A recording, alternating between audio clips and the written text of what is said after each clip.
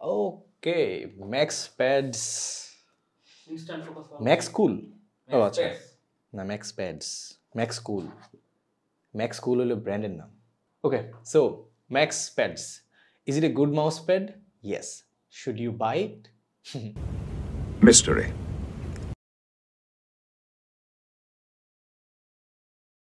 আমাদের কাছে একটা মাউসপ্যাড আসছে স্পার্ক টেকনোলজি থেকে।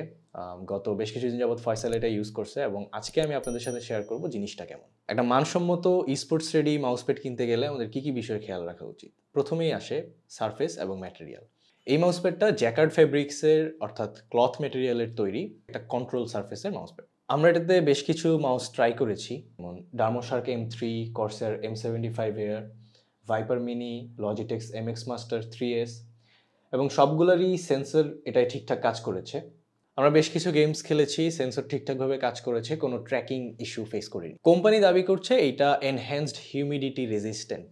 আমার জানা মতে পার্সোনালি 6,000 থেকে 7,000 টাকার বাজেটের নিচে টোটালি হিউমিডিটি রেজিস্ট্যান্ট মাউসপ্যাড পাওয়া যায় না, বা হয়তো অনেক টাফ।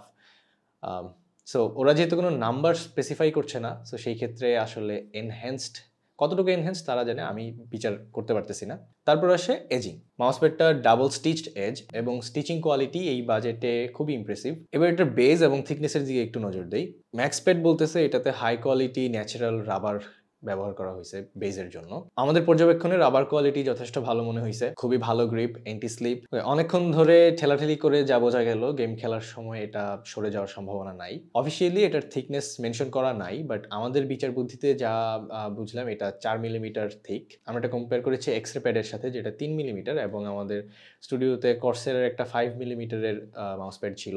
সো এই মাউস প্যাডটা এক্সরে প্যাডের চেয়ে একটু থিক, আবার ওই 5 মিলিমিটারের চেয়ে একটু কম থিক। সো কেস করতেছি এটা 4 মিলিমিটার। আপাতত এটা শুধু একটা সাইজে পাওয়া যাচ্ছে, এক্সেল, যেটা ডাইমেনশন হচ্ছে 450 মিলিমিটার বাই 400 মিলিমিটার। ইঞ্চিতে যদি বলি সেটা দাঁড়ায় 17.7 ইঞ্চ বাই 15.7 ইঞ্চ।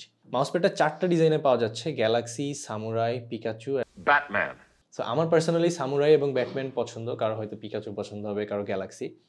বাট এখানে আমার একটা ওপিনিয়ন থাকবে, যদি অ্যাবস্ট্রাক্ট কিছু থাকতো, যারা একটু মিনিমালিস্ট কোনো ডিজাইন পছন্দ করেন তাদের জন্য ভালো হতো, কারণ চারটাই ওয়ালপেপার টাইপ ডিজাইন।